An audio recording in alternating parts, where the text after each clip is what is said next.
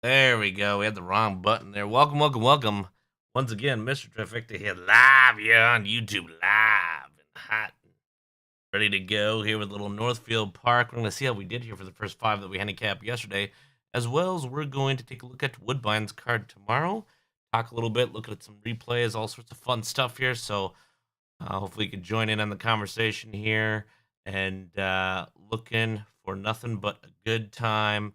I think we're going to have it and hopefully pick some winners here. And I think what we'll do probably tonight is probably start tracking some of our winners here as we do the stream. Kind of pick up what type of wins we're doing, things of that nature, all that sort of good stuff. I think it's definitely going to be worthwhile. So let's get rolling here. Let me go ahead and just do this real briefly, and we're good to go. Go.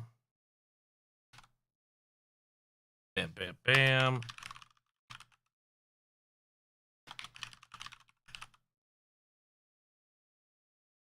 Nope. Boom. All right. Welcome once again, everyone, to the show of fun. Let me just move this around here. Give me just 1 second as we get things going.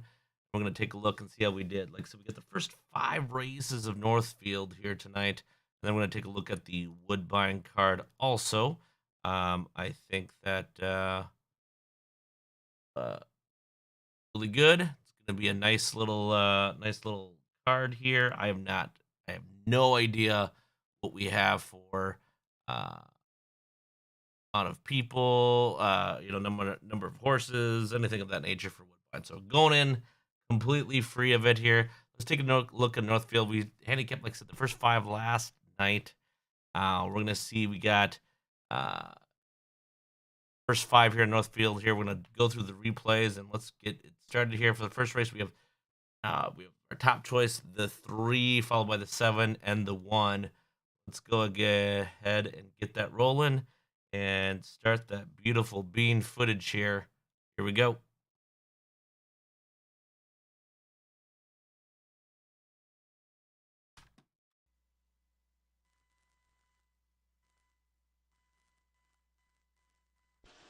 They're off and trotting. You make it easy. Looks for the lead. Norman skid marks. Now remember, this first 5 races are pretty questionable horses. As a matter of fact, they're all not that great. So a lot of things can happen. I'm expecting many of these races here, a lot of breaks, things of that sort to come across. So let's see what we've got here. Like I said, a top choice is the number 3 here. Every rose has Is up on the outside. From between them, every rose has a thorn. Far outside, Bet Me to Win. An early tussle as they move around the turn to the backstretch. Evie's Girl is next. Then we find Hit It Out of the Park. The early trailer is Lenny. On to that opening fraction they go, and up on the outside, Bet Me to Win is now trying to challenge for the lead. Remember a little bit from last night. 3 was getting some big time post position relief here. Looks like it's gonna get perhaps a pocket ride here. 7's shows a lot, has shown a lot of later speed, done some good things as well, but has been known to break. So I think, like I said, we have David Lake on the 3 here. It was a big drop in class. I believe the 7 was also a big drop in class, even a greater drop in class. So I think that's where you're seeing a lot of the betting money. At a 7-1 price, I certainly would have taken my shot here with the 3 hole here, and seeing how that's gone. So let's continue. Every rose has a thorn is now letting him go here as they move by the quarter in 28 and 2. Around that turn they go, and it is Bet Me to Win who is on top. In their second, every rose has a thorn. It's You Make It Easy third. Norman Skid Marks has been parked on the outside. Evie's Girl is next. Then we have Hit It Out of the Park and Lanny. Coming down here to the half. And out there with that lead, it is still Bet Me to Win, 57 and 1. In there to be second, every rose has a thorn. You Make It Easy is third. In there fourth, Evie's Girl outside for Norman. At this point here, this definitely looks like a 2-horse race. It's got a 3.5 fourth length lead. The 3 has on this third choice here, the 1 right now currently, but let's see if the 3's got enough gas in there. That's just where class really kind of brings it out, really shows what someone can do here. You're just heads and tails, class level. This is kind of what it looks like. Norman skid marks. Then it's hit it out of the park. And Lanny into the back stretch and on their way to 3/4. Bet Me to Win has them out there by a length and a quarter. Every Rose Has a Thorn is still there in the pocket. Gapping third, You Make It Easy. 3/4 and 126 and 3. And around that final turn, Bet Me to Win extends the lead now to 2. Every Rose Has a Thorn is there. 7 looks much the best here. Short of breaking stride here, which could happen. Definitely looks super strong here. Numbers aren't, about where these mares, fillies and mares. I'm sorry, not fillies and mares, mares, geldings, horses, whatever in this race here is typically hitting here. And you can just see from there, they're just so far ahead. This is, like I said, this is what a class, being a step above in class, typically looks like. Their second, You Make It Easy third. Lanny is up on the outside fourth. In their fifth is Norman skid marks. They come to the top of the stretch. And it's Bet Me to Win. Bet Me to Win, just absolutely on cruise control here. Bet Me to Win will win. Every Rose Has a Thorn finishing second, tight for third in 156 and 3. So, as you can see, the 7 just absolutely smoked him there. Was the highest class coming from the non-winners of 5,000. Big drop down to 9 winners of 1,000. Our top choice of 3 hung in there. It just wasn't classy enough. Certainly had its piece in there. I'm just going to kind of fast forward here into third place. 1 picked up that third spot. So, if you look at our picks here, we had the top 3. We knew exactly where it was going to be. I liked the 3, 7 and the 1. Had you boxed it, you would have made some dough. The box exacta and that trifecta, it would have been fine. I think the morning line on the 7 was completely out of whack. I can't believe they gave the 1 a 7-5 morning line on it. I get why. Big drop in class as well. Non-winners 6,500 last 4.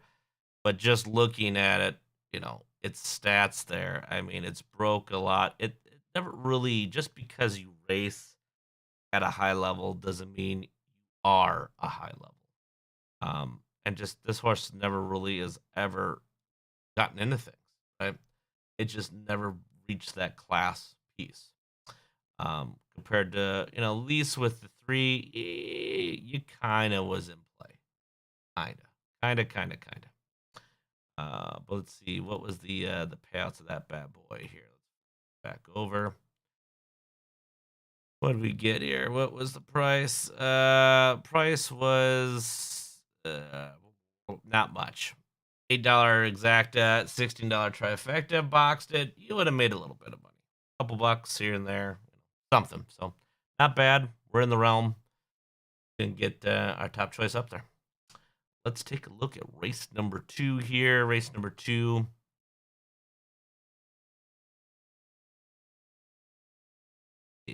Scrolling on down here. Non-winners of 1. Once again, like I said, I'm sorry, upwards of non-winners of 2. With a claim price of 10,000. Well, these horses, like I said, not very good. Our top choice was number 4. Reese, followed by Sporty Tino the 6, and the 2 Block Watch, that 8-5 morning line. Let's see what this looks like. Flip this on over to race 2 at Northfield. See how we did.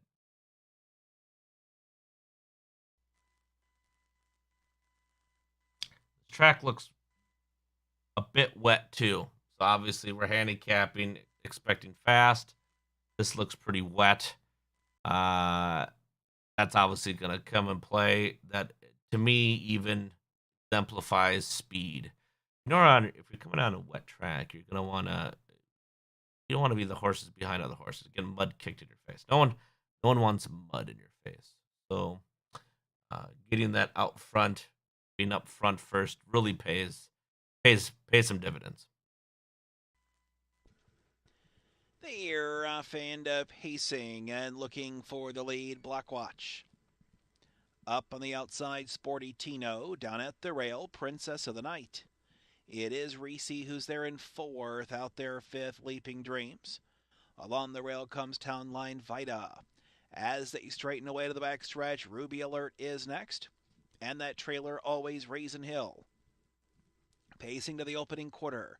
Block Watch is on top. Sporty Tino on the outside, pressing the issue. By the quarter, 28-1. 6-7, a rough time here. Parked on the outside, should get up in front here, but on a wet track, that's even harder than it normally is. Princess of the Night is there in third. Reese pacing fourth. Over there, fifth is Leaping Dreams. Then we have Town Line Vita. As they continue around the turn, they'll straighten away and pace down here. Six to not get up in front, so that's a tough going. Here to the half. Then it's Ruby Alert and Always Raisin Hill. So Block Watch being pushed along by Sporty Tino. Princess of the Night is third. Reese pacing fourth by the half in 57-3. Leaping Dreams is next. Then comes Town. Is going to have a tough trip. It's going to have to go 3 wide around the dying 6 here as they approach the 3/4. Line Vita. Over there then is Ruby Alert with Always Raisin Hill. They'll circle the turn to the backstretch. Block Watch on top. And there's that 3 wide move. As you can see, he's already got the whip kind of coming out to get him urging that 4 ahead of time. The 6 is going to cause some issues. Needs to get past the 6 very quick to have a shot here. On the outside, Sporty Tino 3 wide now is Reese. Right there, Princess of the Night. Inside is Leaping Dreams, trying to move. One move here. You see the 1 also kicked to the outside, so the 1 really cock blocked the 4 from having a really nice first over coming up. Got around the dying 6. Just making the 4's life harder here. So we'll see what happens. Move up, Always Raisin Hill as they pace by 3/4. And the leader, Block Watch, popping the pocket, Princess of the Night. As you can see, the 4's gassed already. It takes a lot to go 3 wide on a wet track. Pass a dying horse. It's a 2-horse race at this point between the 1 and the 2. 3 wide, Reese, 3/4 on the board, 128-1. They move around that final turn. The leader is Block Watch. Princess of the Night in second. On the outside, Reese is third. Along the rail is Leaping Dreams. They come to the top of the stretch. Block Watch still the leader. Princess of the Night there in second. Block Watch to win. Princess of the Night finishing second. Then it's Leaping Dreams and Town Line Vita in 159-1. So 4-6 never got over. It was a terrible drive by Chris Lim. I get why wanted to put him in contention, but he just never found a spot, and that's going to be. And then our top choice was sitting in the 4th hole, 3rd or 4th hole, and has to go around 6, who's dying midway between the half and 3/4. Used up all his gas right there to get around him, which does, but then the 1 pops out first over, try to fight on the 2, just ran out of gas. Just got gassed. So we that happens. Track condition as well as just poor driving by certain horses causing your horse to not win. That's harness, baby. Harness. Number 3 here. Now winners of 2. Or 20,000 lifetime here. Our top choice is number 2, Uncle Victory. This horse is going to have, can show some early speed here. I'm expecting to be out in front. We'll see. There is quite a bit of early speed going on here with these horses. So let's see if he's able to compete with it. We have the 2, the 4, and the 1. Bring up that video here and get rolling. And here they come.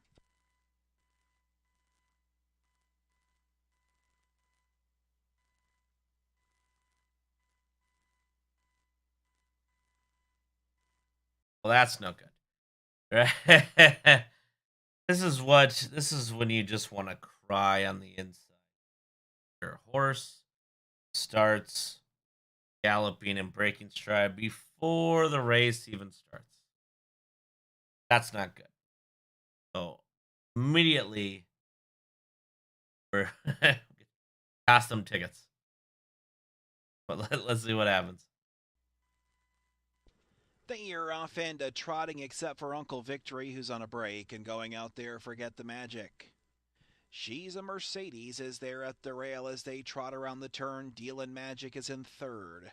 JL Choo Choo Train is fourth. As they move into the backstretch, and their fifth is More Spirit. Then we have Come Sail Away with Midnight Cookie and the trailer Uncle Victory as they move to the opening quarter, and She's a Mercedes just glides right back out to the lead by the opening quarter in 28-3. Into the turn they go. The leader, She's a Mercedes, out there by a length and a quarter.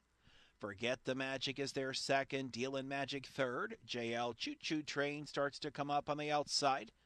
Also looking there to the outside, More Spirit. As they drive down here to the half, then we have Come Sail Away with Midnight Cookie and Uncle Victory. Trotting in by the half, tripping the beam in 59 seconds, and the leader, She's a Mercedes. Forget the Magic is there in second. JL Choo Choo Train on the outside. Down at the rail is Dealin' Magic as they will straighten away to the backstretch. Come Sail Away is saving ground, looking 3 wide, More Spirit. Then it's Midnight Cookie and Uncle Victory. To 3/4 we go. And out there and with the lead. With them on top there, it's still a She's a Mercedes now moving up. More Spirit. More Spirit's coming on to challenge in 1:29-1. In and around that final turn, She's a Mercedes. More Spirits on the outside now trying to roll away the lead. Then we have Forget the Magic and Dealin' Magic and through the stretch. She's a Mercedes. More Spirit on the outside there second, but She's a Mercedes strong tonight. More Spirit there for second. Forget the Magic and Dealin' Magic 1:59-1. Like I said, when you want your horse break stride before even getting to the gate, never actually settle down to race. It's gonna be scratch, could be broken equipment, whoever it might be. That's just depressing. That's all that is. Just straight up depressing. Swing on over to race number 4 here. Non-winners of 1 and 2. Like I said, these are non-winners of 1 and 2. Not very good horses. These are horses that race 47 times, only ever won 4. Certain horses which have won quite a bit. Other horses, some wins, others not so much. But we like the 3 looks super strong here. I just don't see how the 3 is not going to win this one. 2 for 2. Blown out the 1 convincingly both times. Still has Aaron Marion aboard. Gets a good post. Better post than the last 2. This horse is just going to pace away from the field here. So let's bring that up, see how we do.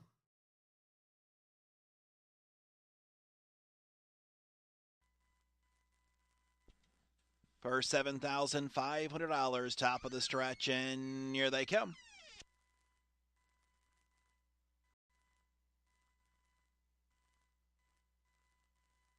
They're off and pacing. JC side goes looking for the lead. Pick a Rock is there in second as they pace around the turn. Getting away in early third, Joey the Rocket.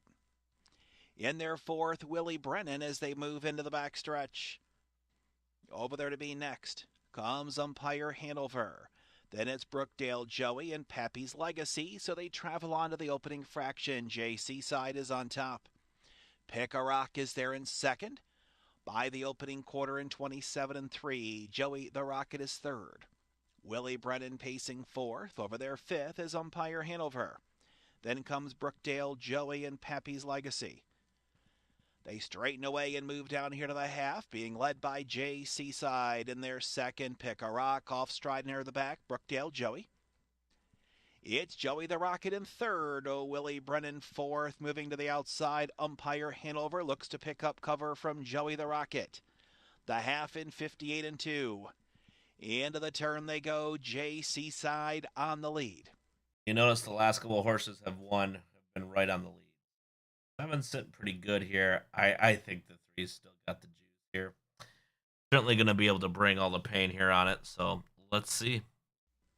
In their second, Pick a Rock. On the outside, Joey the Rocket is moving up. Willie Brennan fourth. Out there fifth is umpire Hanover with Pappy's Legacy. Pacing up the backstretch to three-quarters, Jay Seaside a length and a half. Pick a Rock is their second. Saving ground, Willie Brennan.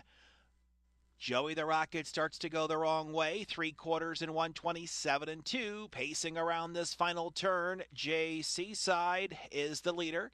The lead is two. Pick a Rock is there in second. Willie Brennan third. In their fourth, Pappy's Legacy top of the stretch. They turn for home. Jay Seaside. Pick a Rock trying to make a race of it here. Jay Seaside. Pick a Rock running out of time. Jay Seaside holds on. Very game 7 there. Very, very, very game 7. It 3 made a move. Had juice. Just a little late on the button. Really, here is going to be right about here. There. You notice at just past the three-quarters, to start entering the stretch, there's about a 2.5 length gap here. That's what killed the 3 here on it.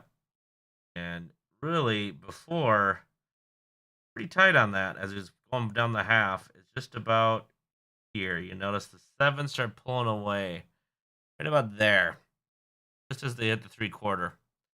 And that's what costed the 3. Did not keep on the helmet. Would have had it.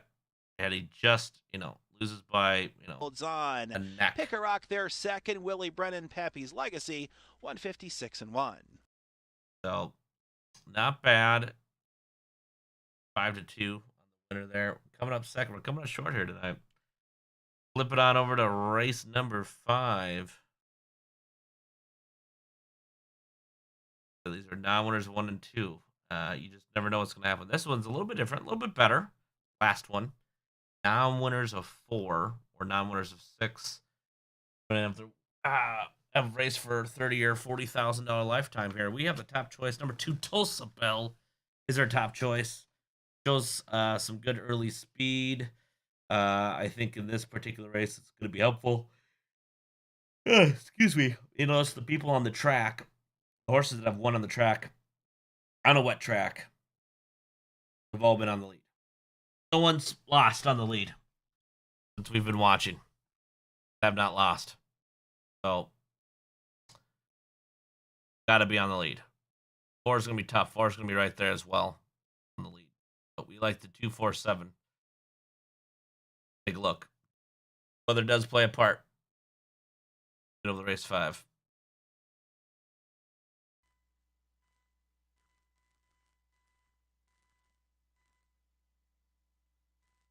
Going off at 9-2. They are off and trotting, except for Cellular, who's on a break. Going out looking for the lead, Wishful Mar up on the outside, Baby Yoda. It's first Gunner, who's there in third. Over there fourth, Tulsa Bell. Next is Blue Jacket as they will straighten away into the backstretch. Behind Blue Jacket is Pure Peter. Then it's He's a Peter. And Cellular as they go. The 4 braking is huge in this race. That really opens up and changes things. You notice right here as I pause it, What do you see? Got 3 horses way up front with the rest of the field. Not good on necessarily the wet track here, especially the sloppy track. We're going to see what the first quarter time is. Should be no faster than 28. Go to the opening quarter, Wishful Mar on the lead. Baby Yoda took back. 28 flat is fast for this group. They're moving at a little bit quicker pace. See? Second dropped into the pocket, the quarter in 28. First Gunner third. Tulsa Bell trots in fourth. Cellular is on the move. Also moving up is He's a Peter. Along the rail, Blue Jacket. 2 gapping hard here. And that trailer. Not good. Not good. Is Pure Peter as they travel down here to the half. Wishful Do Mar not liking the sloppy track. Length and a half. Getting passed on the outside. Second, first by Cellular. The horse that broke, by the way. Up into contention. That's nasty. Horse can break, get off stride, get back on stride, picks up into fourth. Pretty good. 57 and 3. Fast for this group. Moving a little bit quick. I'm expecting the horse with the late kicks to come into play. And who that was? Probably Tulsa Bell should have the best late kick, but we'll see. Fourth, a half 57 and 3. Doesn't seem to be taken to the sloppy track well. Then it's He's a Peter, Blue Jacket. And Pure Peter needs to just follow 4 here. Backstretch. To have a shot. Wishful Mar, the lead moving is a fast. and a half. Baby Yoda second. Who's First saving Gunner ground. is on the outside. Cellular is also out there. Then it is Tulsa Bell with He's a Peter as they continue on to the 3/4 mile mark of the race, being led by Wish. Here's your choice. Do you follow the 1 and the 7, 1 and the 4? Or he did break straight, had to take a lot to get up here. Or do you sit on the inside, hope for an inside seam? 5's in a good spot here to if he could hold off the 1. 7 sitting in the pocket. That's a tough one. Where are the 2s placed right now? I'd probably stay on the inside. Let's see what he does. Wishful Mar. On the outside, second. First Gunner at the rail is Baby Yoda. Out there next comes Cellular with Tulsa Bell. They trot this final turn. Wishful Mar is out there by a length and a half. Baby Yoda is there on the inside. Out from between them is First Gunner. Along the rail is Tulsa Bell with Cellular and through the stretch. Comes 2. It's Closing. Wishful Mar. Not enough. Wishful Mar the leader. Wishful Mar the winner. Tight for play. 2 picks up second. Problem once again. If you're on the lead, you win. So had you kept betting tonight, everyone who was on the lead won. You have to just be on the lead. That's it. Sloppy tracks, you want to be first up. First up, you're doing good. It is so hard to come back from it because you're running. The track's groomed after between each race. You're gonna want to be up top, be up first. That's second here. Another second piece. Good, decent payouts though. Not bad.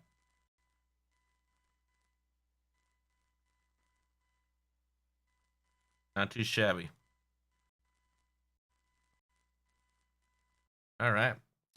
Let's flip it on over here. Let's take a look at Woodbine here. We're going to start tracking our wins since we're doing full cards here. We're going to keep that. We'll do that scoreboard next time we stream on out. Show what that looks like. Let's take a look. Bring up Woodbine here. Woodbine's an interesting one. It is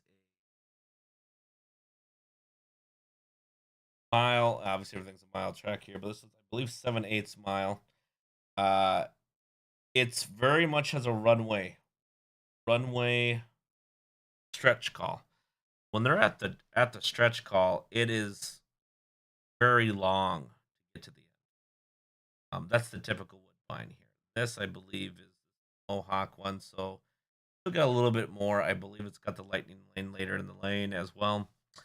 A bit since I'm at Woodbine here, but let's just jump right in. Let's take a look.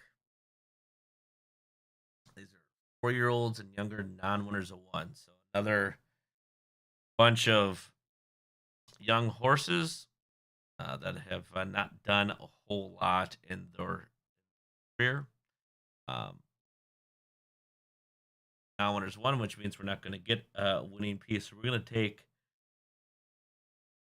excuse me, the 159 and 3 by the number 8 as the par. Let's give them par points here. Yep. 59 and 4.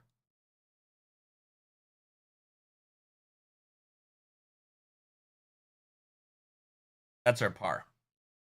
Go ahead, let's start crossing them out where we can. Obviously, horses that have to have had raced there, and there's going to be quite a few that are just starting off. Point, got that. Nope. Nope.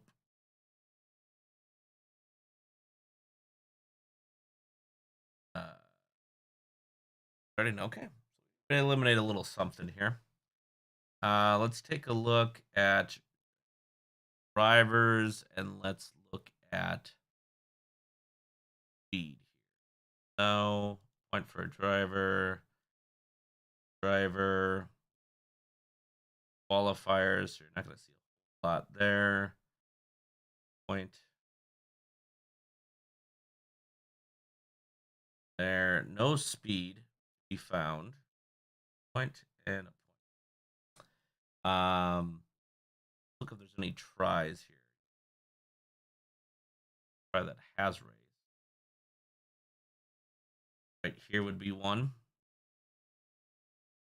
Here would be another. Here would be another. Tells me the 5 has certainly gotten close. Very bridesmaid, never the bride, but has been very close and just not quite, just missing out, not quite timing it. But does get a lot of benefit from those tries. Shows the horse is very competitive. That's what you want to see. You want to see competitive horses. That's the goal of everything here. We want to make sure we have competitive horses as we go through. So, that being said, anything else? Post position relief on horses that have raced. No, from the 5. Woodbine's a little bit different. Later posts can do a little bit better there. Traditional Woodbine, yeah, absolutely. But here, a little bit better than normal. No post position relief. Let's see, what else do we have? Claims, no. Drops. These are not winners of one. It's not going to get much better or worse than this. Sometimes you can. Sometimes you might see now winners of one, 5,000 or 3,000, that sort of thing. You can look for those things. Not seeing much there. Closing suite. Who's got the best late kick? Qualifiers just do not count enough. 28 and 2 looks pretty good though. There's 28. A point. So with this limited data, you got to make your best guesses on who you have. On these types of horses that are non-winners of one, you're going to want top drivers. Your top drivers here. Mountain McNair. Louis-Philippe Roy. Louis-Philippe Roy. And Jameson's in there. And obviously, Mr. Sylvain Furion also in there too. You want to look at, obviously the point pieces, but you want to look at drivers with these non-winners of one as well as trainers, ones that usually could have it. We're going to stick with what we got with the points here. Let's go with 5 over 8 over, and in this case, if you're not sure what to pick, you go by best driver, best trainer combo if they're tied on points, or you could just simply go by post position on who's got that. And I think we're going to do post position. I'll go with number 2, Capio Epipi. So 581 is our picks here for this evening. Keep on chugging down to race number 2. Please America claiming handicap 8 to 10 bojillion dollars. This you get a little bit better racing out of here. Go ahead, let's set that bar. Let's look for that par time. So we got that's number of downs, doesn't count. W that here, not seeing it. 156 at 2 could be a thing. Oh, went too far. Back. I will say that it's gonna be tough. There's not a whole lot we got here from it. Just based off of times, we got a lot of shippers, so I'm not sure how much juice we're gonna be able to give on this. Did with the 150-62, it would eliminate everyone based on that, but we have a lot of shippers in, so we may not necessarily be able to set a par time, which is fine. Not going to be able to eliminate anyone, though. Makes it much more difficult. In this case, I think we're going to hold off since there's so many shippers coming in. Okay. Let's take a look at the other intangibles like speed, that dash 1, 2, and 3, that sort of thing. So, showed a little bit here. That's not it. That's just making the try here. Apologize. No tries there for that one. Let's get a point for Bob McClure. Point for Drury. Point for Leon. Had a try once, twice. Just a hair over. Should be 3.5. So we're going to give points for credit. And the try could be within the last 30 days. So if that's the case, we can't give that because this is February. So just the 1 point. And off for a little bit. Anyone else with the try? No. For McNair. Point. A couple points for Dash 1 there. So we're going to give him 3 points on that. 3. And Hollanday gets a point for driver. James McDonald gets a point. The try we already did. Driver change for the better. Don't know. Doug McNair is, but that's a shipper. It doesn't count. No. Gideon, no. And yeah, a whole lot of no's. Class drops. This is filling in mares 8 to 10. Things like that could be considered a class drop. Here's your class rating if you're looking for a guideline on that. Nope. Nope. Here you go. For 11,000, 8,000. This is technically a money drop more so than class, but we're going to go ahead and note it and give a point to it. Anything on the class rise, a lot of these are shippers, so their closing speed. Let's see, 20 and a qualifier, 28 and 4. Nope. 28. Probably going to be it. Post position relief. Not seeing a whole lot here. Let's confirm no on that, and no one fresh off the no. So there we go. So you might have a lot of tight horses if you're not doing part times, but that's okay. I went around it. So our top choice is going to be the number 5 Beach Journey, along with the number 7, and 5-7, 7, and then we'll do could be a bunch of stuff.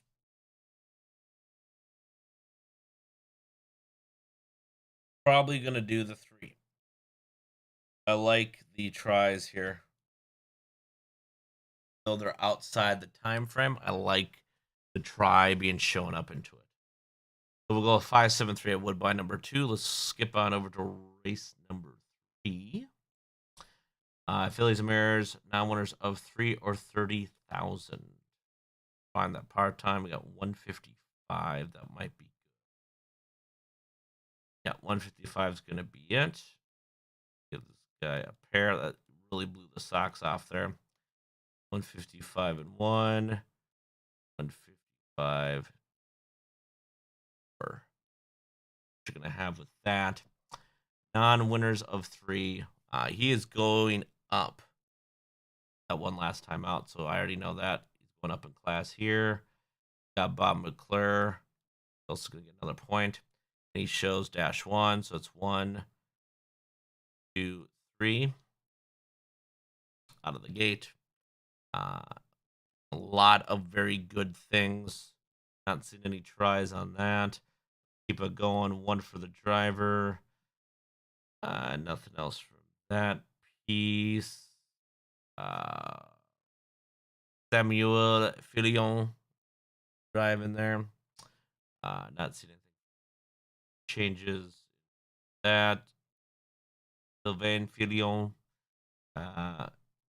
does qualifying late speed, but that doesn't count for what we're doing. First time starter here this year. Trevor Henry gets a point as well. Not showing much in the way of anything. This horse is actually going up in class. Non-winners 2 and 20. Didn't show anything with it though. Broke last time out. Don't know why they're going up in class, but it must be just something that they could get in on. We'll give a point for Jody Jameson there. So qualifying, nothing really there for Doug High Ho Hum. Did a nice try here, but wasn't within our standards of what we're looking for here. Gets 1 for McDonald. No speed to be found. Driver changes for better. Anything good? That's a worse driver change. Same and same. Nothing from that perspective. Closing post position relief. Got a 28 and 2.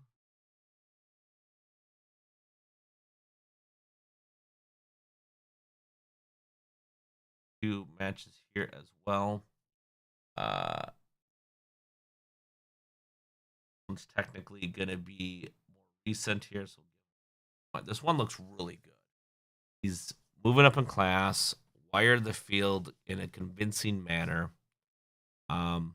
Should be able to beat these Phillies and Mares pretty easily. Has the 1 hole, shows speed. That's just tough to bet against. So go with 1. The rest of the horses, dumpster fires. Let's go with 2. And let's go with 7. 7 can get in there. 1, 2, 7 is our top choices here for race number 3 for at Woodbine.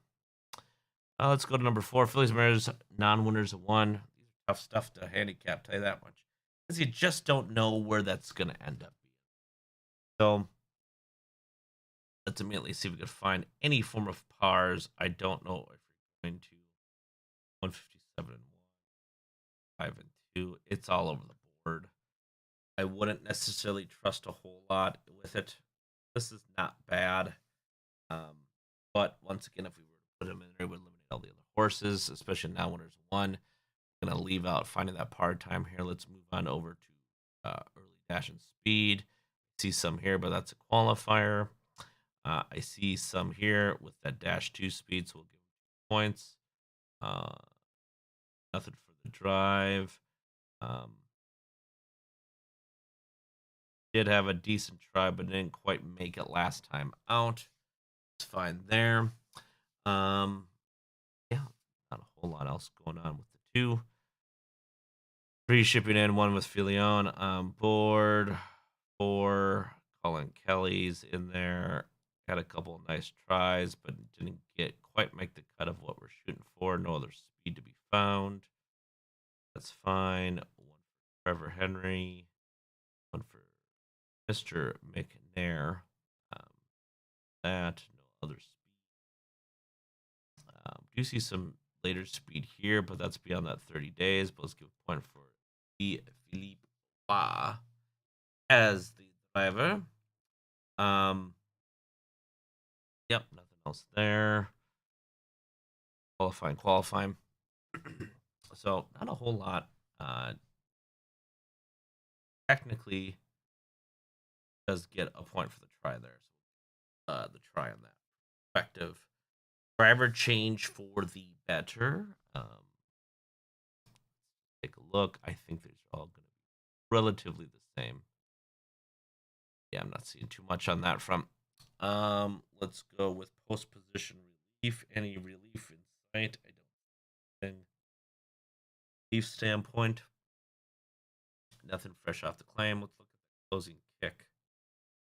28 looks pretty good. 26 at 3 is even better. Let's go there. And yeah. So here's what you look at here. It's non-winners of 1. It's really wide open. You could try to play horses, see what goes on. Like I said, you're going to want pedigrees and things of that nature.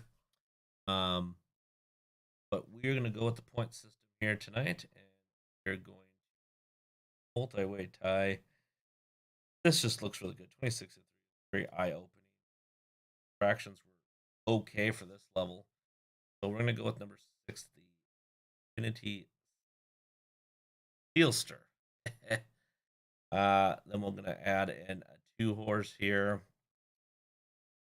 6 is just going to kick away, and we'll take the 3 horse with Filion. Some good prices here. Over to race number 5 at good old Woodbine Mohawk Park. Non-winners of 1, 4-year-olds. Like I said, tough stuff to handicap. Let's see if we can find any par times. If they're non-winners of 1, not likely. 1. They're all over the board. 155 and 2, you could make it, or 4, you could make a case for.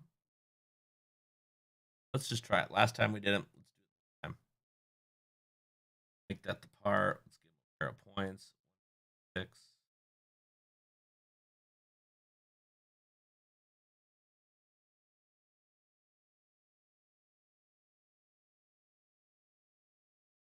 It's going to be the par. So anything within that. Let's try to just narrow it down out and eliminate, can eliminate qualifier. Gets a point here. Gets a point for board. McDonald on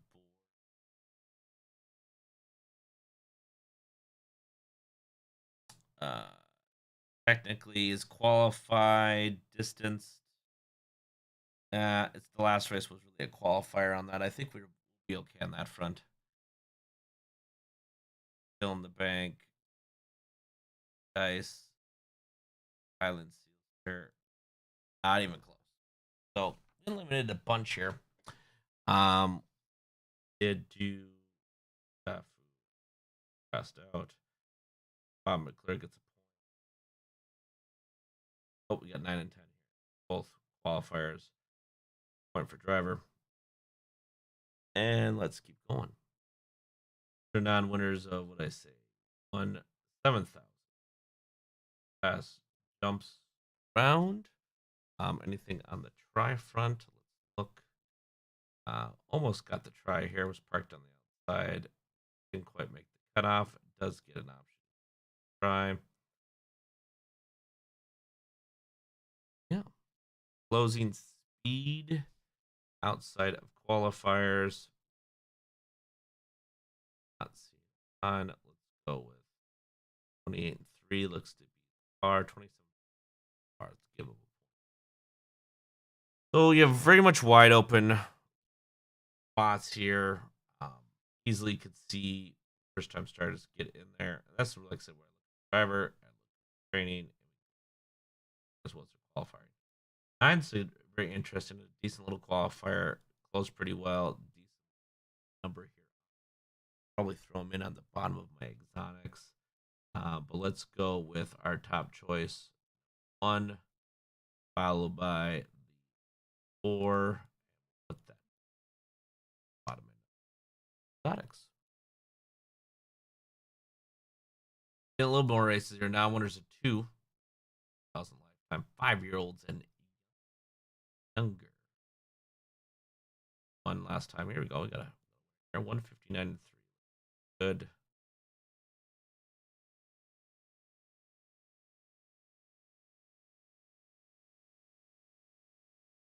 Pair of points.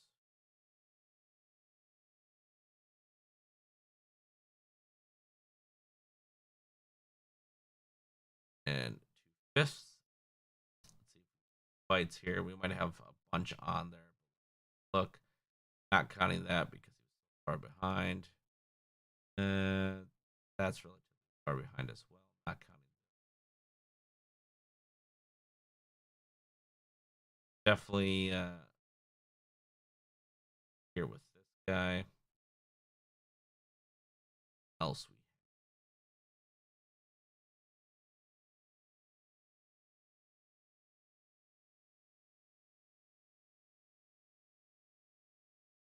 -3 here. Keep that in play as well. Let's see what else. Donald, Paul McDonald, Lane,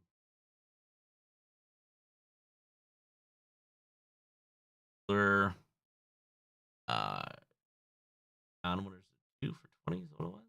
Yeah. Any big changes? Non-winners of 1, 7,000 life. Or certainly jumped way up in class. Did win last time out. Class rating is 76. Pretty pretty big beast of a jump from 57.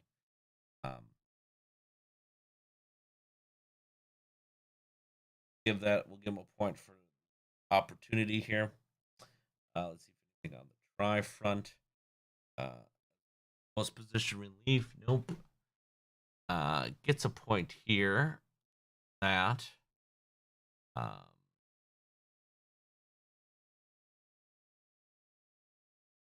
Post position relief here, I would say so. Yep. Let's see. Nope. Nothing with off the claim. It does get a post position here. Does get a post position here. Yeah. So our top choice here is going to be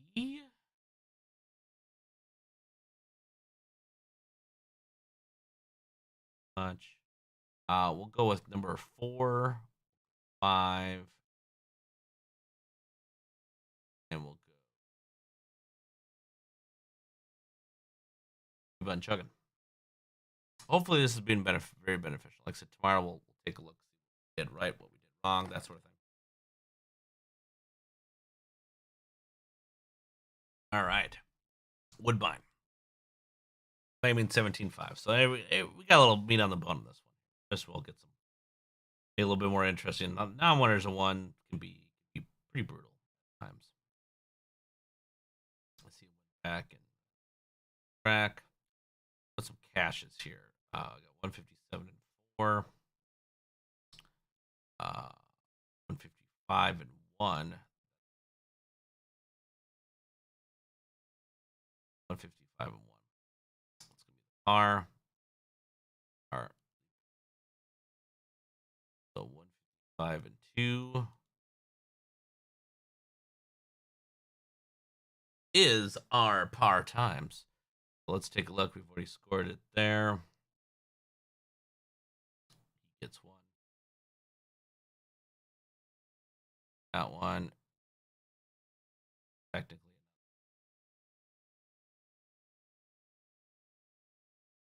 6. That. Yep.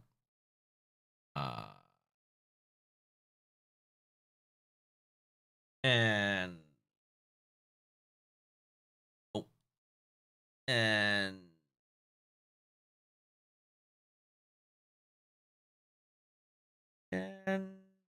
technically, yes. Really on the cusp of it. Kind of did it twice down the road. We'll keep them in. So there we go. Let's take a look at some drivers. Point.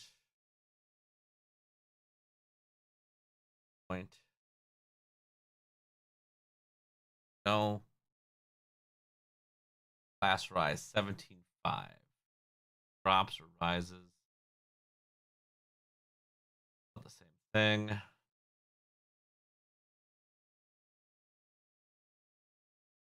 Nope, not a whole lot. The tries themselves. Anything else from a try perspective? I do see some speed on here. Dash one. Dash one. I'll see it here. 1, 2, 3. And that. Yep. Okay. Now that we have that. We did the try up there. That was fine. That's fine. That's fine. Closing speed 2. 2, 28, and 1 point tied. Fresh off the claim dog millionaires.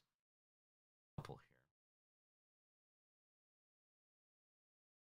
Trainer change. For the better, but he's crossed out. Don't matter. Nope, not a whole lot for that as well. What a driver change for the better. Let's see. Nope. And nope. So our top choice here is a close one. Between the 2 and the 3.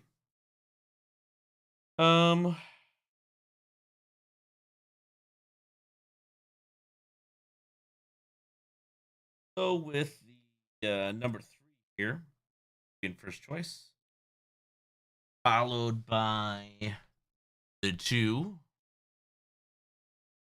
followed by 1. Yes, the 1. Yes, 3, 2, 1. Here in Woodbine, number 7. Pull down to number 8. Phillies and Mariners claiming handicapping 12, 12, 5. Is this point system? Hey, Steve. Hey, Brian. Mike's getting in and out. All right. I apologize. Thanks for letting me know. Sometimes it's I kind of talk away from it here. Let me see if I can boost the mic a little bit. See if it picks up. But thanks for letting me know. Sometimes it's hard to know until after the fact. So let me see. Yeah. So Steve, to answer your question, yeah, the system is explained a little bit in an earlier video, but we can go through it real quick here in race number 8. So thanks for letting me know about the mic, by the way. So do this. Let me adjust that. Let me fix this mic piece real briefly here if it picks up just a touch more. There we go. That might be a little bit better. It might be a little bit louder too. All right, so let's do number 8. We'll kind of go through this system. So with the system, it's a point-based system. That's what I use when I handicap.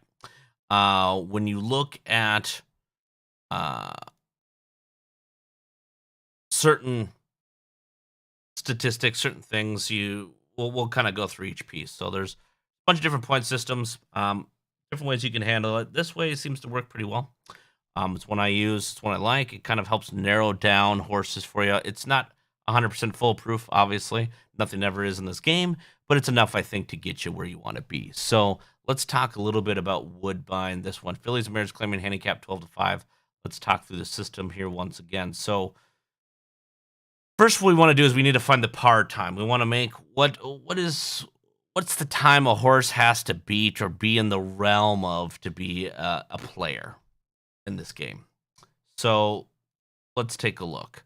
We're going to look for winners. We want to look for winners. We want to look for the last 30 days at this track. If we haven't found a horse that's won the last 30 days that's in this race at this track, we'll find something that's cashed within that time frame. And we're going to note that and give horses credit where credit's due. I'm just looking right now just for wins at WBSB within the last 30 days. Here's one, for example, is this 158-4. We're going to see if he's the best one. He is not. Let's see one here at 155-4. A bunch of different W's here. That's going to be the best here. So 155-4 is going to be our par, right? That's our standard, our bar that's set. So 155-4. Horses that set the par time, I give them 2 points. Basically, just scoring them out. So 155-4 is the par, right? So any horse that races within 4/5 of that second, 4/5 of that is game. So we're looking at horses between 156 and 156-3. That's what we're looking for. So looking for those horses that are within that time frame. Make sense? So we're going to go ahead and note horses that have not hit that in the last 3 days are immediately removed. Horses that are being shipped in from other places also don't count against that. So we don't want to mark that against them because they're shipping in, because we just don't know what that's going to be. So we're going to give credit where credit's due. So number 1, 156-2, he's in. He's got a point worth. He did it again.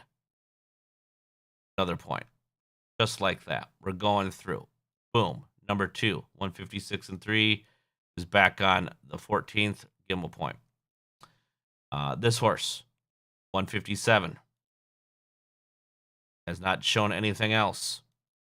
Eliminating him. He did not make the cutoff of 156-3.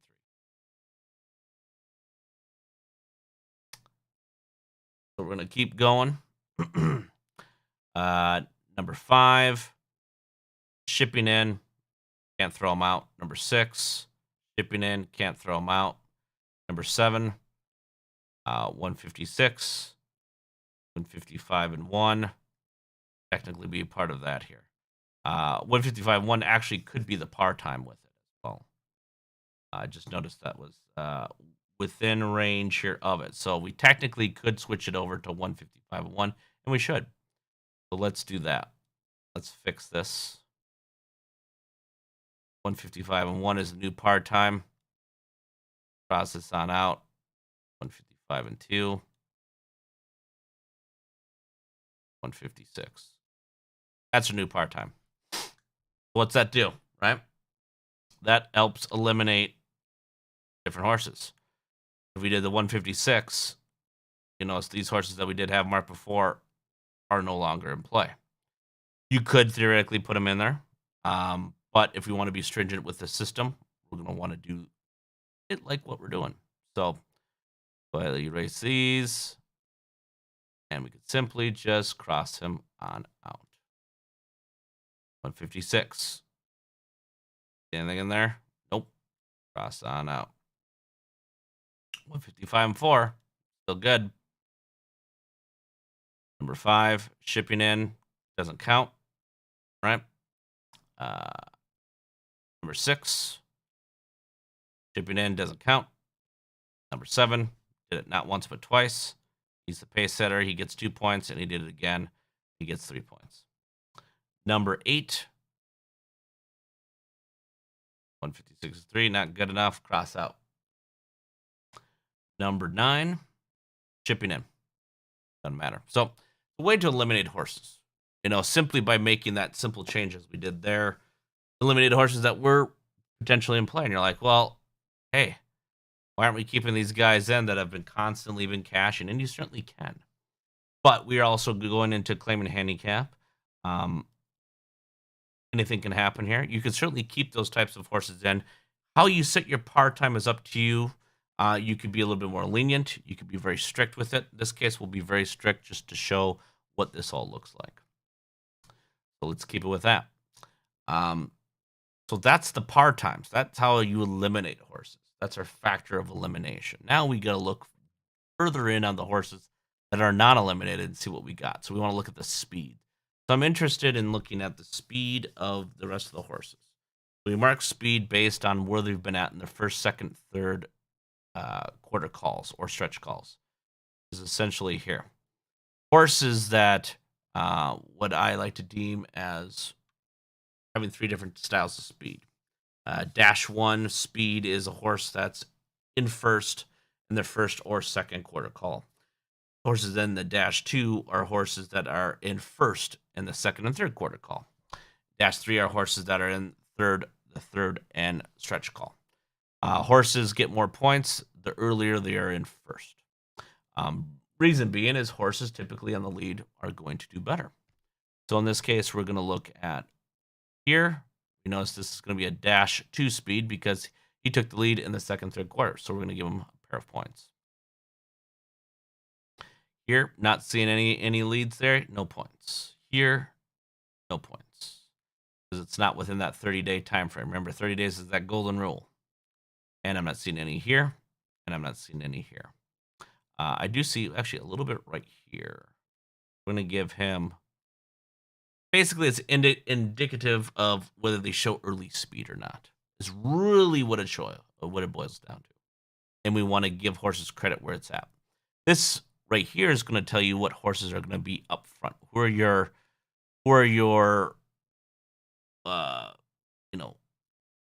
leaders right out of the gate? Who's going to be kind of your stalkers? Your leaders are going to have a Dash 1 speed. Your stalkers are going to have more of a Dash 2 speed. Your closers are going to have a little bit more of a Dash 3 speed. Typically what you're going to see. We've marked those on up. Let's move on over to driver win percentage. So we want to give credit to drivers that have over 10%. Anything over 20% gets an extra point. So drivers with that win percentage over 10% get a point. This horse does not have one, does not get a point. Runaway Hess does get a point for Doug McNair's 18%. But Jameson's at 12% gets a point. Sylvain gets a point. And Chris Christopherou gets a point as well. Now we're going to do what's called the try. Try is when a horse tries its best. When their driver makes a move and was almost successful. That shows that a horse is primed, ready to go. In prime condition. Is there. Just maybe didn't make the right move. Something came up. But it shows that this horse has the capability of making big moves. Let's take a look. I'll show you what an example of that looks like. Number 4, I don't see any tries. Number 5, I certainly do. So what a try is when they're parked on the outside in the second and third quarter. Right?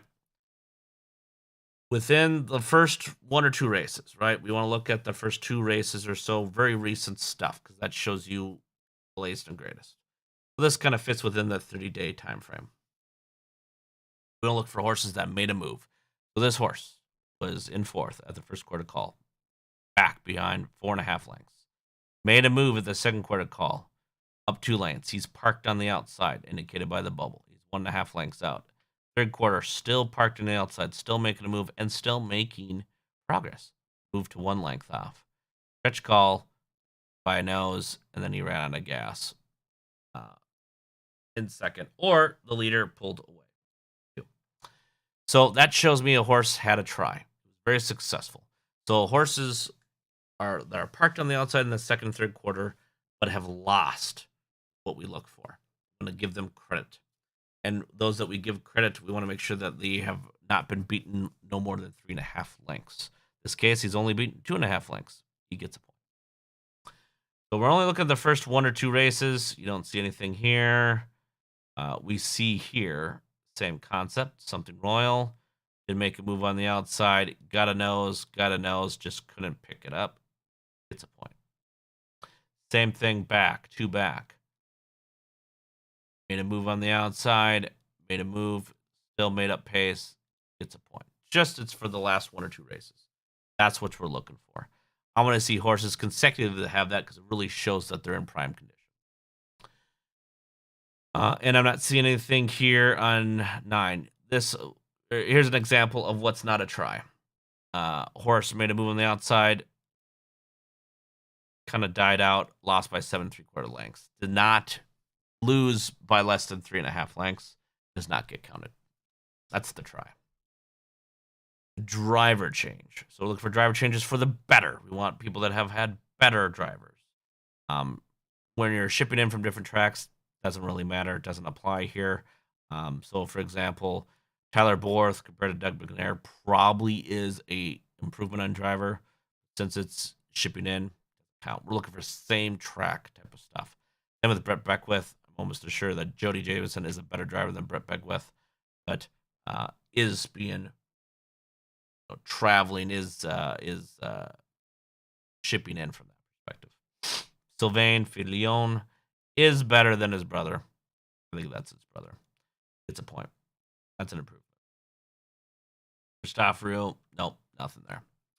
So now we're looking for class drops. Looking for anything that shows as a class drop. So like I said, our classes, fillies and mares, claiming handicap 12 to 15,000. We're looking for those class drops. If you need help, I'm not sure what the class is, look at your class rating there.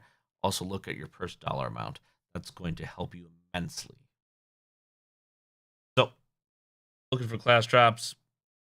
I'm not seeing anything here. Fillies and mares, not seeing anything here. Saratoga, not seeing anything here on the drop. Not seeing anything here. Technically, fillies and mares 12 to 15. The 13,000, it's not enough to do anything. It's not big enough drop. If you can't defer what the class drop is, you can look at prices that are $2,000 and more. You could use that as a class drop if you want. So, for example, since this is $11,000 purse, you could go back down to Sylvain and consider this a class rise, actually, because he was racing at 9,000. Could consider it. But no class drops. Class rise. So when we look at horses that did class rise, so for example, Sylvain, class rises are only on horses that have won the last time out, which he did not. Or horses moving up class that have consecutively cashed 2 races but lost within 3.5 lengths. So yes, this horse has cashed the last 2 races but lost within 3.5 lengths. He gets credit for that. It's a point. Anyone else that does? I'm not seeing it. At least the class rise. No. Technically from a dollar perspective, you could say that's a class rise. He did win last time out. We'll give him a point. We'll let it ride.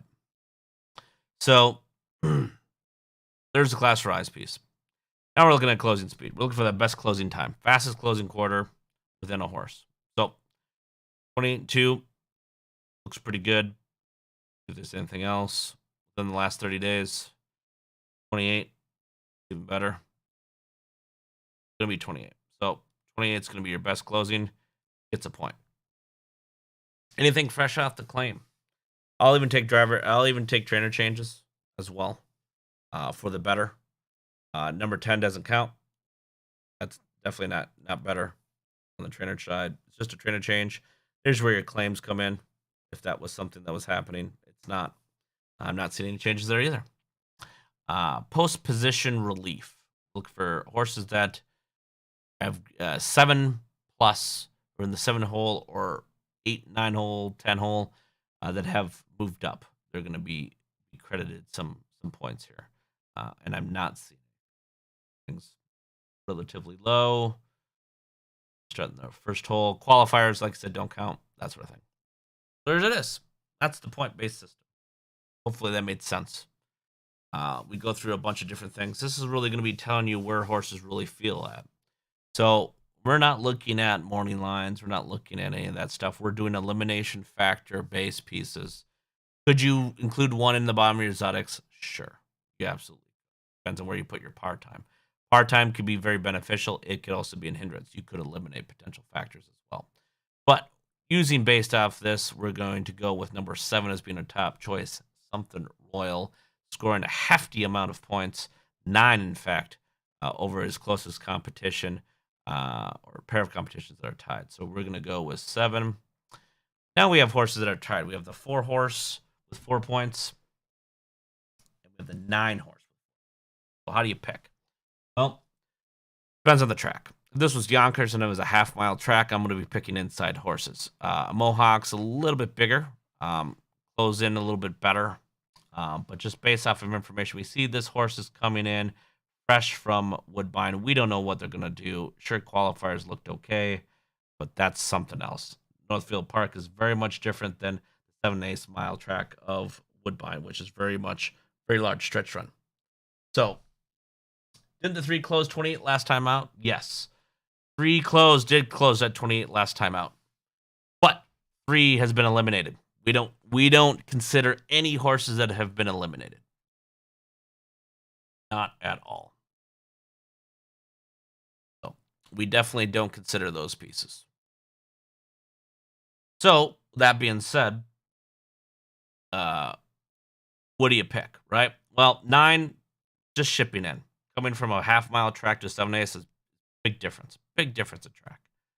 I'm going to lean towards the inside post, right? A little bit closer is going to be a little bit better. This is a horse that's raced here. The horse that has raced at this level.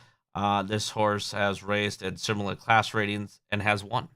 So why wouldn't you want to stick the 4 in here? So we're going to put 4 as our second choice, and we'll have that 9 as the third choice. Just like that. Making sense? This part about this is it's very methodical, right? When you look at a past performance, there's a lot of different factors. You can go through every single time these rules and have it pick for you. You can almost make it robotic, so to speak. But it's very much, there is, if you want something to guide you along the way and to show you potentially hidden information, right? To potentially go for what might be some prices in there. You can certainly find that on some of these races. And a lot of times the point systems brings in some of those big prices. Sometimes they hit, sometimes they don't. Take a look at this bad boy. Non-winners of $39,000, which is very specific. Very, very specific in the realm of everything. Take a look. Let's go through it again. All right, what do we got here? We're looking for par. Let's look for the par here. Like I said, we're looking for a winner within the last 30 days. Here we got a winner here. We're on a different track. Nope.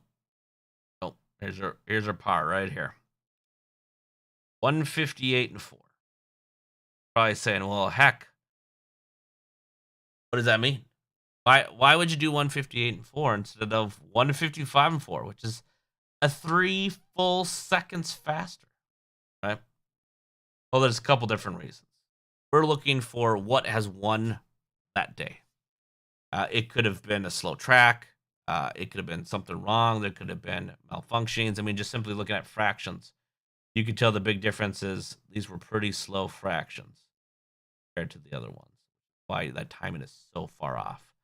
Was it because it was just a slow race? Is this how fast that horse can win? We want to see horses that have won roughly around this level. We want to know what winners have done, not what the second place person has done. What if a horse has a fast par time but was not competitive in that race? Yes, that's an excellent question. So fast par time, not competitive. So let's look for an example here. Let's look at this. 158-4 and 158. Let's just do horse number 1. 2 completely different races, right? Class rating was the same. First was a little bit higher, but it was almost a full second faster. One race, that horse got second. The other race, that horse got 8th. and lost by 11 lengths. One would assume that he had a faster par time, but we want horses that are in the money that cash. He could have been walking and gotten 8th and lost by 11 lengths. It's very possible. We don't know. We want to see horses that finish in the money because we know that those that are in the money are trying, right? Because they're up there. They're up at first, second, or third. We want to see that's our standard. Our standard is wins, not just what the fastest time is. If we were to do just the fastest time and not even look at any other things, you could be like, okay, well, I guess see a 156 and 4 here, see 156 and 3 on this one here. Why isn't 156 and 3 that par time? We're looking, like I said, for wins. What is the possible, what that win is today. The par times are usually going to eliminate the horses that should be eliminated. But we were looking for horses that have won at a very similar-esque or are racing today that are winners that want to win are at this level. It's a good question, though. Very good question. So what do we have? What did we decide? We tried 158 and 4, right?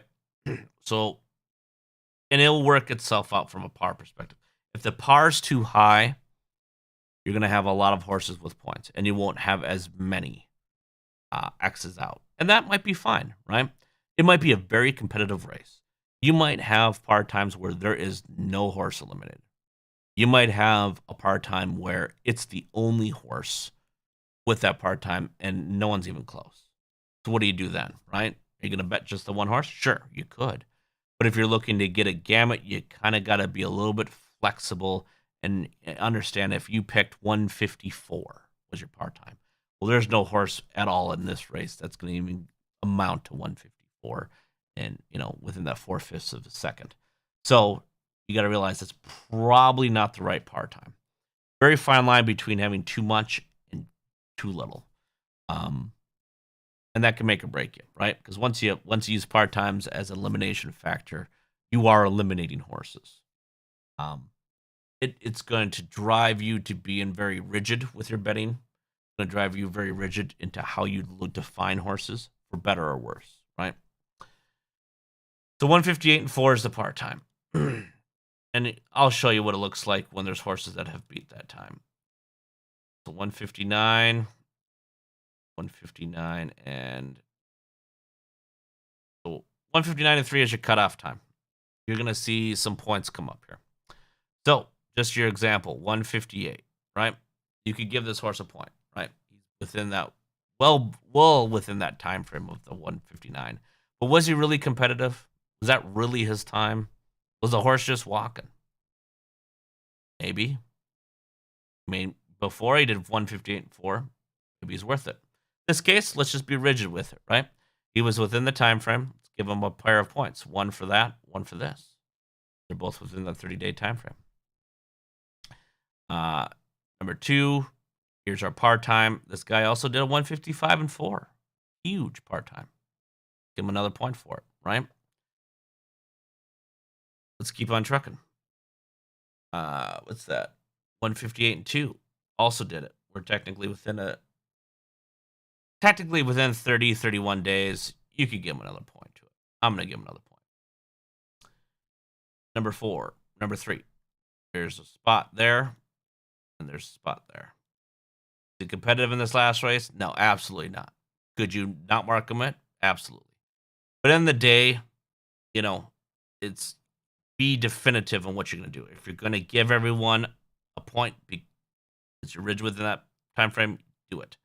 If you're going to say, well, I only want horses that have cashed or gotten at least close to the pace, do that, but do it across all horses. Otherwise, it will mess up your par pieces. There's 2. What did we say? 158 and 159 and 3. And you could do the same thing here, right? 157 and 1. Give another point. You had 2 for the par, 3, 4, 5. Perfect. 159 and 3. He had the 2 there. Perfect.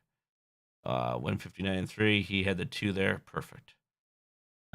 This is another track. Too far back. 159 and 3.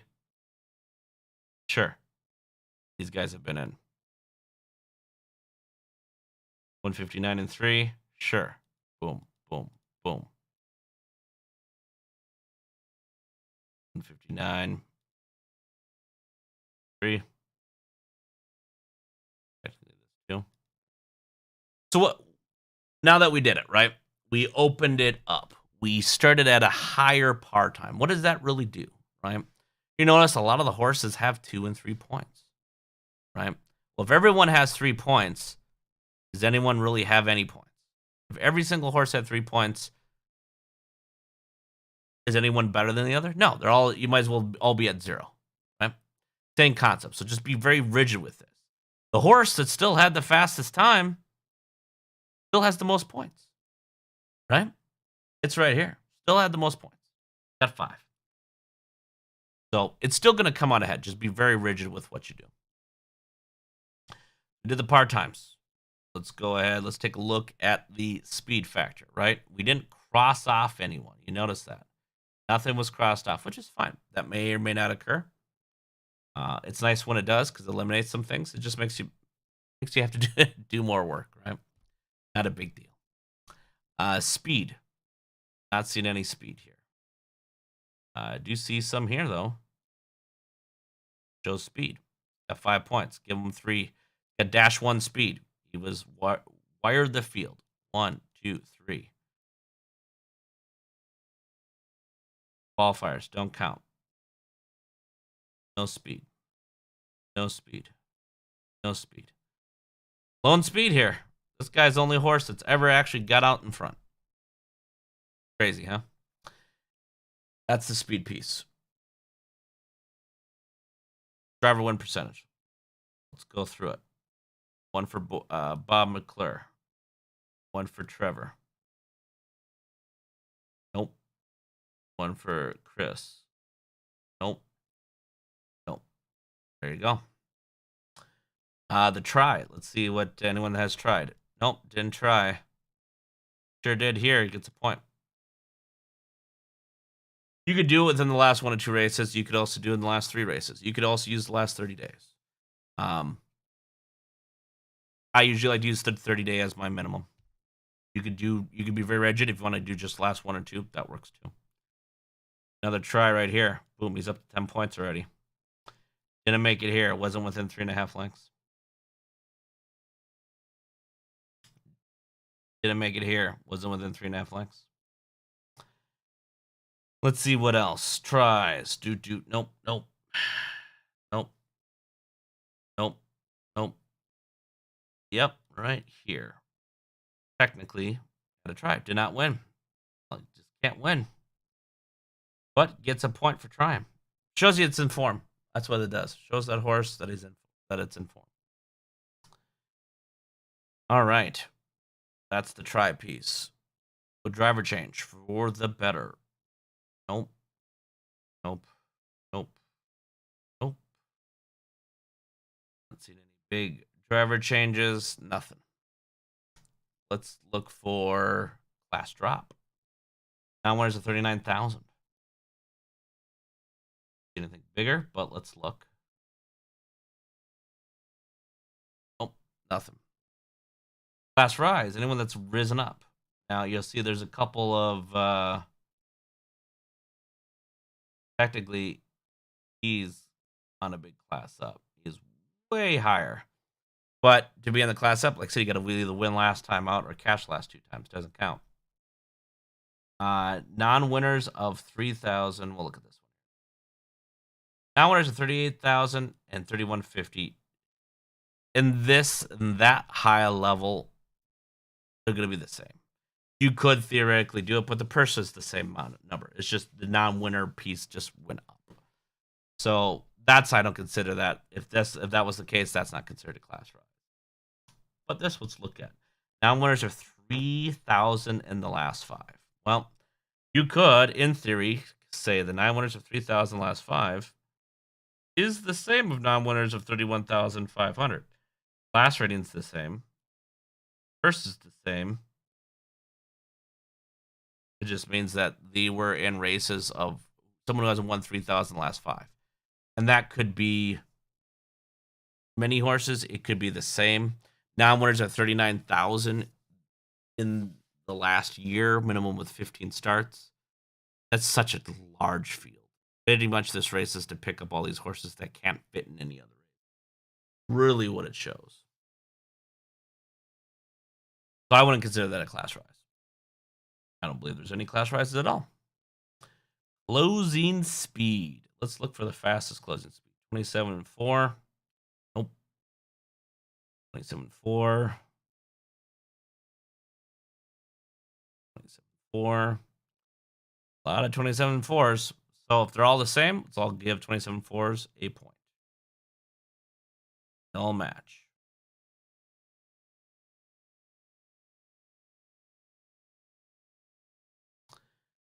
Post position relief. Let's see if anyone's improved on the post. Nope. Nope. Yes. I would consider this a post position relief. Full 10's not very good. Nope. Nope. Nope. Nope. Not enough. Fresh off the claim. Or trainer change. Nope. Don't see anything either. So, here we go. Let's take a look. It's fine. Top choice is the Texaco man, number 2. He's got 11 points. Pretty beefy. He's first, right? It's funny because he was the guy with the fastest time.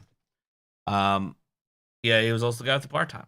So, all things being equal, the points, as long as you're rigid within the rules, the points should be relatively the same, whether you picked at 155 or 155 and 4.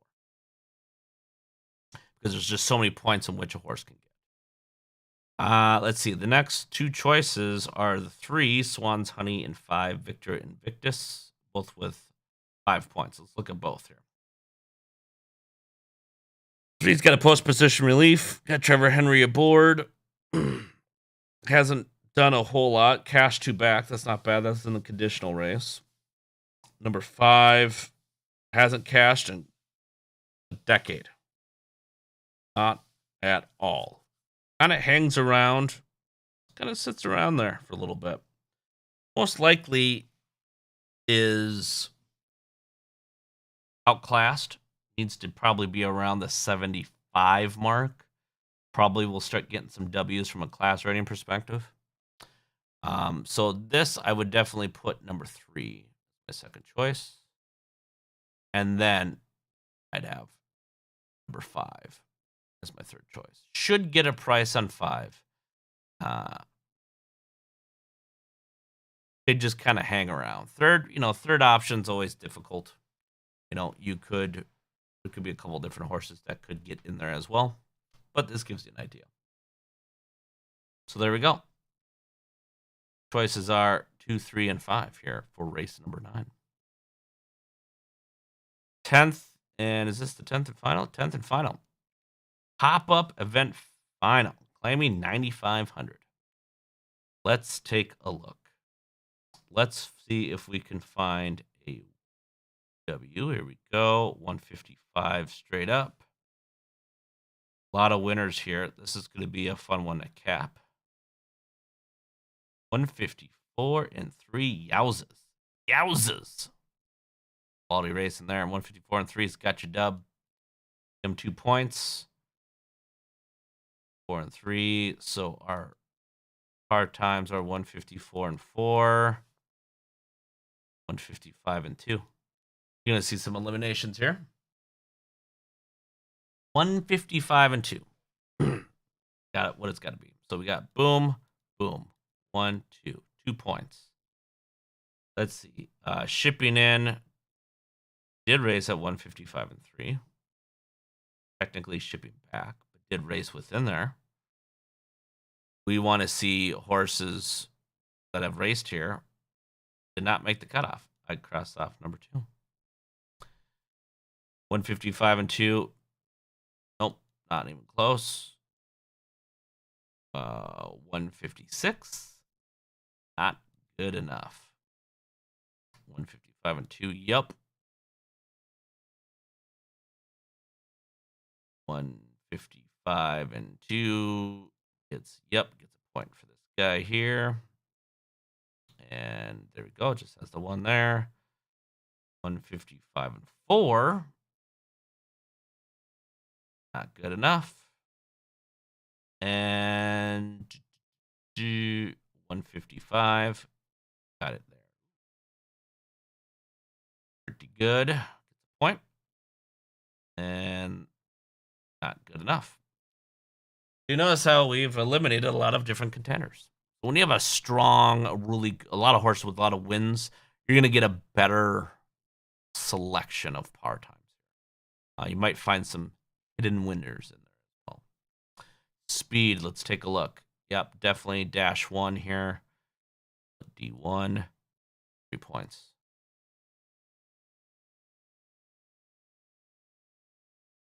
Also shows speed. 3 points. Shows -2 speed. A pair of points. -1 speed. Points. -2 speed. 2 points. There we go. We are cooking with gas, and we're looking at drivers. Any questions so far? Fire them out in chat. Drivers, one for Trevor Henry, one for Bob McDonald, one for McNair, Jameson. There we go. Right, and actually, McDonald gets 2 points because he's got a 21 win percentage. You get an extra point. You go above 20%. The try. Take a look at the tries here. Nope. Looking for them outside. Nope. Nope. Nope. Nope. No tries. Driver change for the better. Yes, Jody Jameson is better than Travis Cullen. Point. Doug McNair is better than Jonathan Drury. Point. James McDonald's same. Bob McClure is not better than Jody Jameson. There we go. Trevor Henry and Bob McClure, I think they're about 1%. You technically could say Bob McClure is better than Trevor Henry, but it's such a little change. You could add one if you wanted to. The one horse qualifies for speed once, even though he left more than once. Correct. So the speed piece is, what have you done for me lately? You could give each one a point for each one. You certainly can. You could give them a point for each time he raced like that. You certainly could as well. I know in this race, just based off of that, I'm going to give him 1. That's just how I feel. You could go either way. Just remember, just be definitive in what you're going to do. If you're going to give him a point or 3 points for each piece, you'll want to do it out of the gate. For me, the speed factor is to define how quick he's going to get out of the gate and reward them. That's what it's the purpose. Not necessarily that he does it repeatedly. It's just that the horse has the capability of it and rewarding that.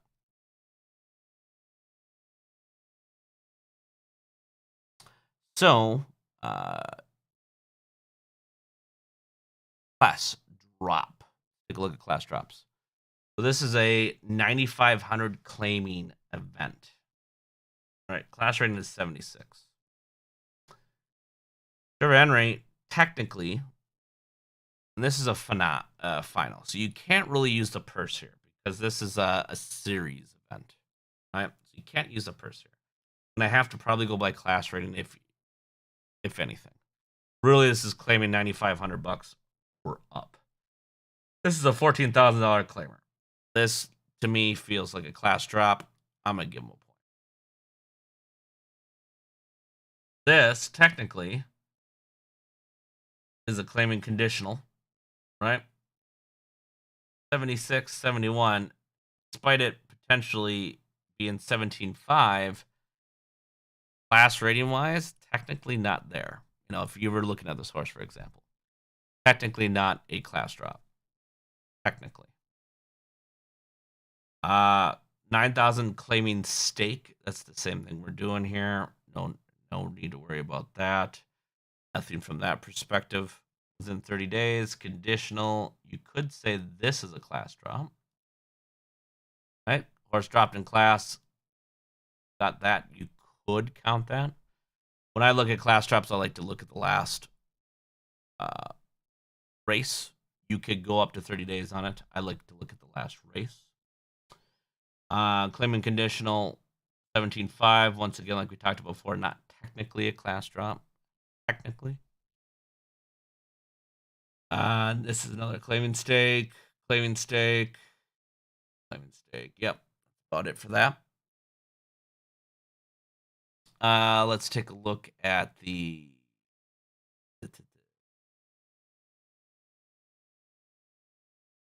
class rise. See if anyone's gone up in class. I don't believe so. Let's look.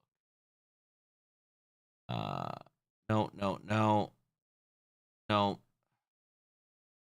Technically, class rise, because it's technically lower than that. But he had to have won the last time out or cashed last two races. But lost within 3.5 lengths. Did it. Cashed twice, lost within 3.5 lengths, gets a point.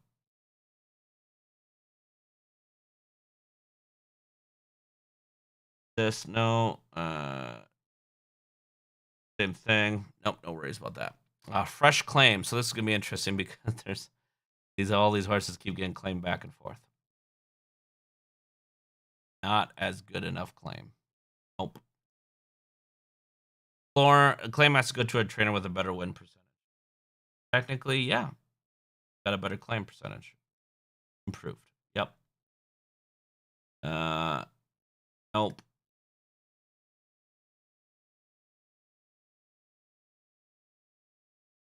Yep. Sure did. Nope. Sure didn't. There we go.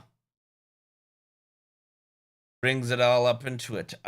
Closing speed.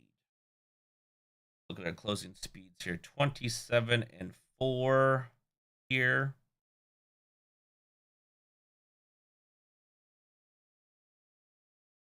7 and 1. Might be the 27-1 is give this guy another point. Yeah. Post position relief. Let's take a look. Nope. Nothing for post position relief. So that is it. So let's take a look. So we got 8 points. I think 8 is going to be the highest. Very tight stuff, but we are going to go with the number 7, Thunderin' Jim.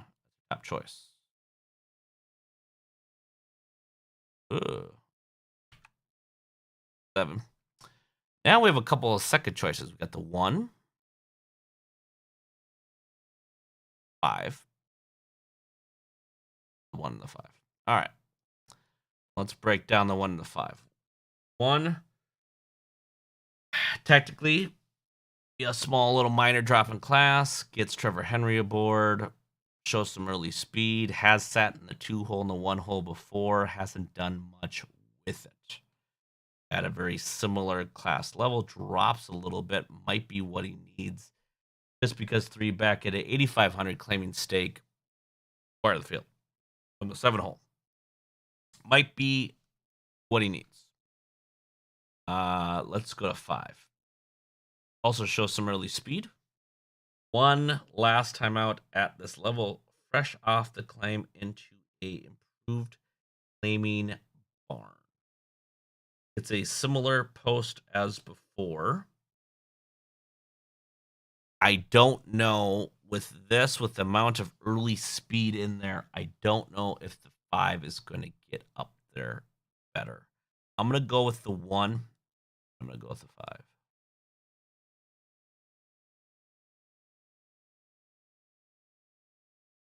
Having success in lower classes, I believe they kind of have to move up. Yes, they do.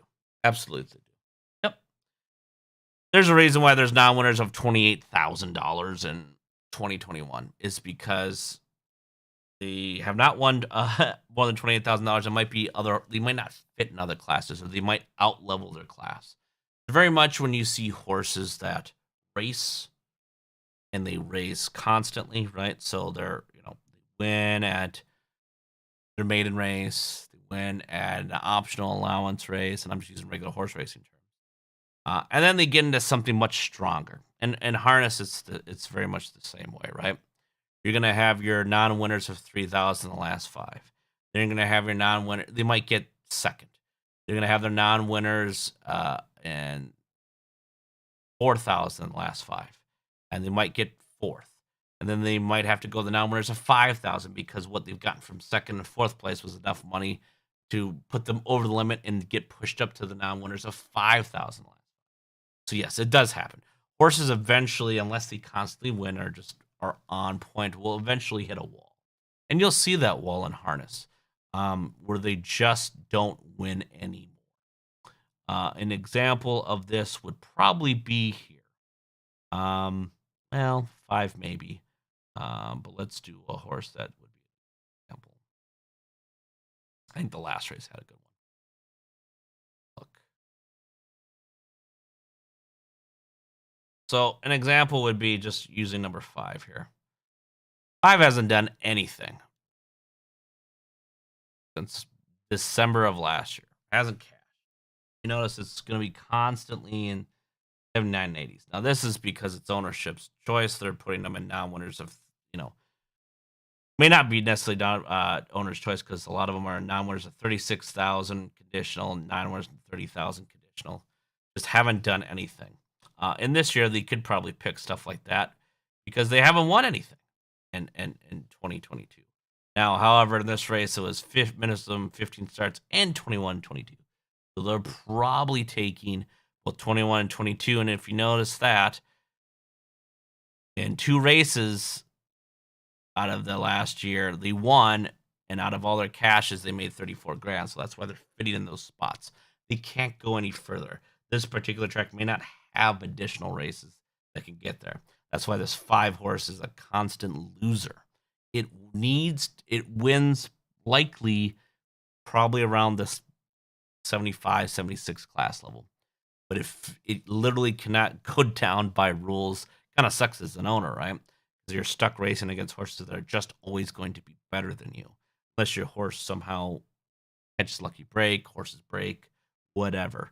And you could tell by that because while he's somewhat competitive, it's always kind of sitting within a 3 to 5 length loss. It's just not at the level. Cannot race at class rating 79. Probably more like a 75. Probably more of the wheelhouse. But this horse is stuck there until either a new race with new conditions comes on or they ship them, is what they got to do. And that's why you see a lot of horses get shipped around because that might be the case. They need to try something different. They can't win there. Because all you're doing is you're just collecting nothing for most of these races or very little, tiny little paychecks that aren't going to pay for your barn fees or your feed or anything of that nature. So you'll see a lot of that. These non-winners, and you don't see this too often, non-winners 39,000. Doesn't happen often. You're going to see more along the lines of claiming handicaps or non-winners of, whatever, like this stuff, non-winners of 2, that sort of thing. They'll just get, they'll either move up or move on, that sort of thing. And you'll see the spread at cash, win cash type of thing, and then lose a bunch of times because they either get too high or whatnot.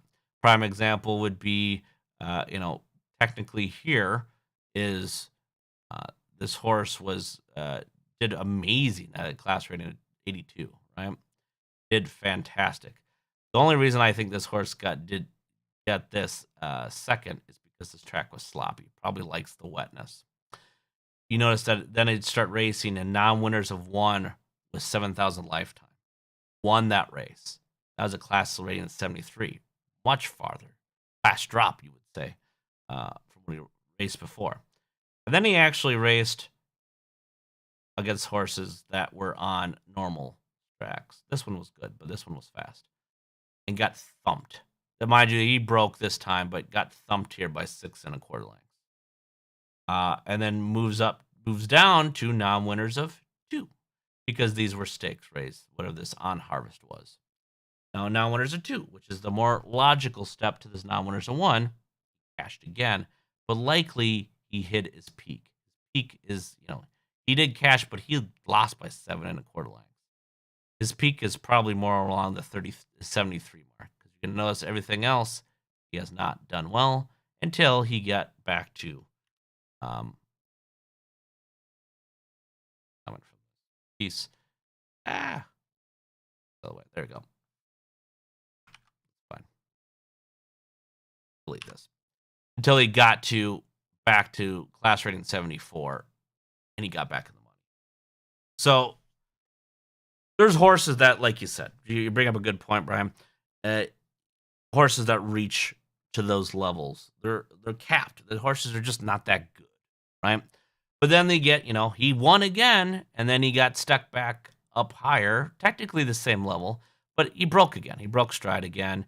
The nice part about that is he'll probably be back in non-winners of 2 and be pretty competitive his next time out, as long as he doesn't break. Good. You like this? Good. I'm glad you guys enjoy it. I've been trying to just start this up. I think it's worthwhile. It's nice to see more than just a video. Nice to do it live because I can answer your questions out of the gate.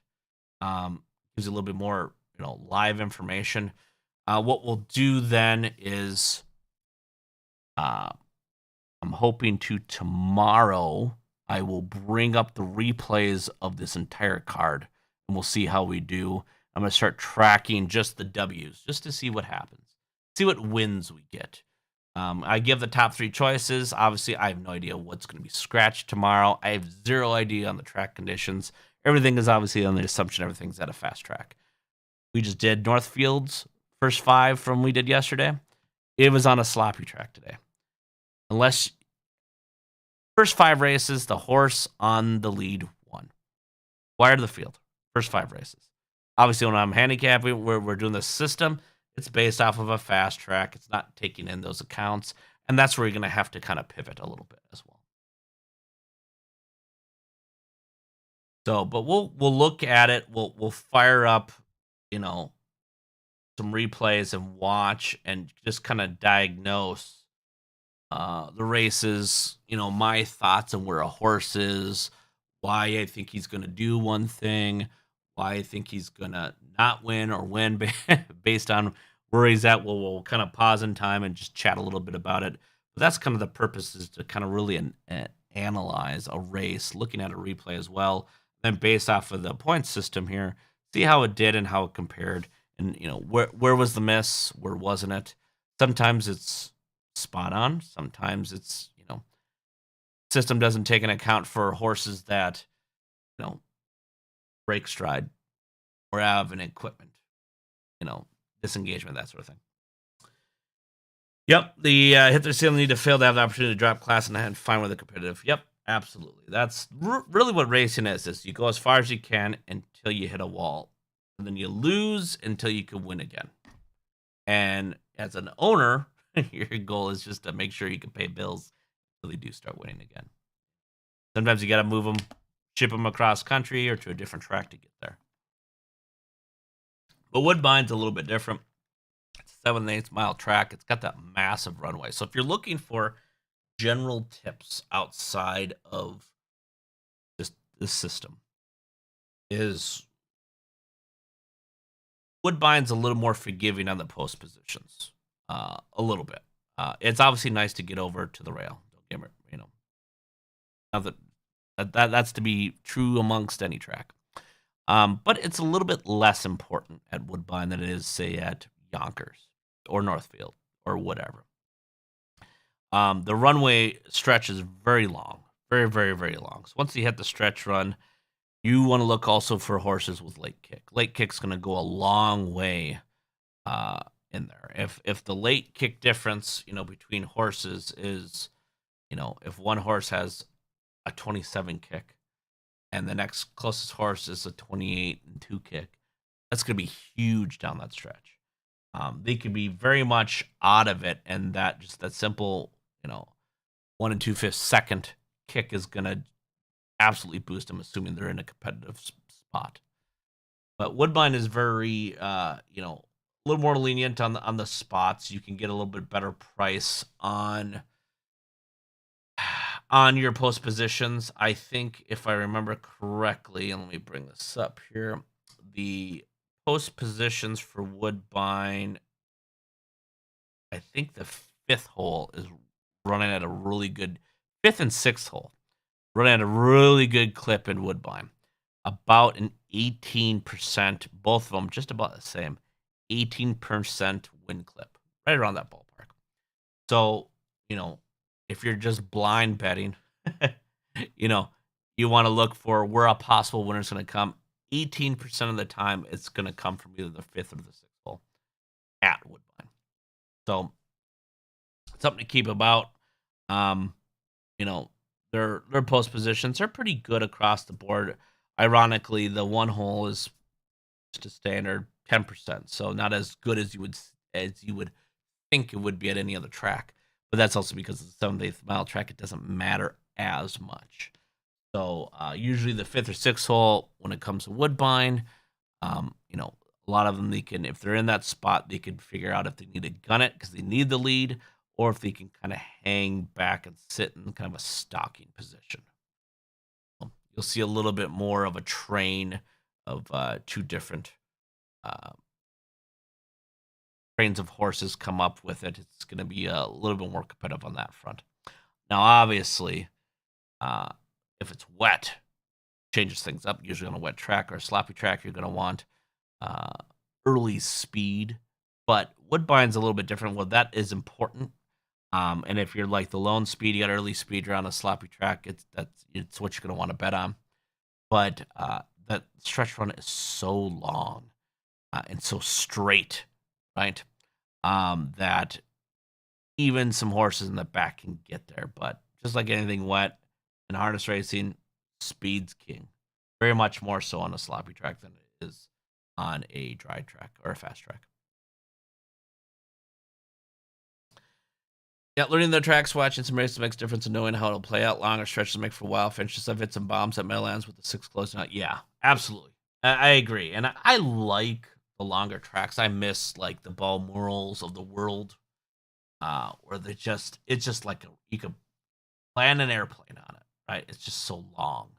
Meadowlands is the same way, as you're going to get a little bit of that. And it's also important whether a track has a lightning lane or not, right? If it's got that inside lane that appears as the stretch becomes, that's really important too. Many tracks have it, some don't though.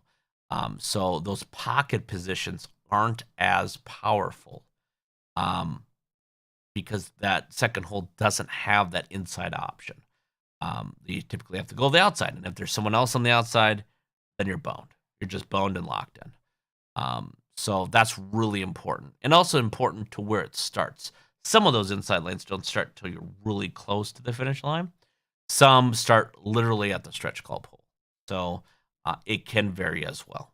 But understanding, those nuances just kind of goes with watching and maintaining, visual on a track.